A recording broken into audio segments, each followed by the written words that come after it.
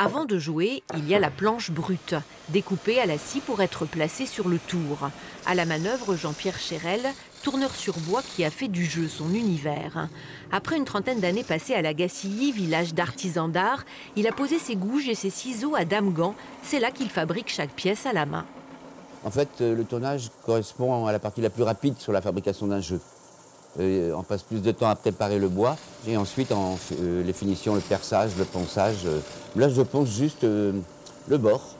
Le matériau arrivé brut est une variété d'acajou à la surface uniforme, du bois dont l'artisan de plus de 70 ans ne se lasse pas depuis l'enfance. Un petit bout de bois, un canif, on peut déjà faire quelque chose.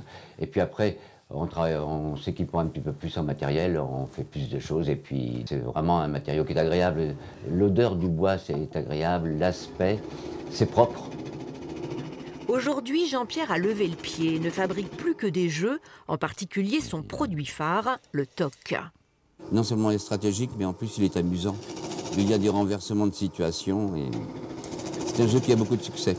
Des dames chinoises, jeu de stratégie qui se joue à plusieurs, au solitaire bien connu en passant par le boulier, puissance 4 en 3 dimensions, l'artisan incite surtout au moment de récréation et de partage. Et enfin, le toc, mon préféré, un jeu qui a l'apparence des petits chevaux, mais qui se joue avec un jeu de cartes. Un jeu qui fait oublier le temps et filer les heures jusque tard dans la nuit.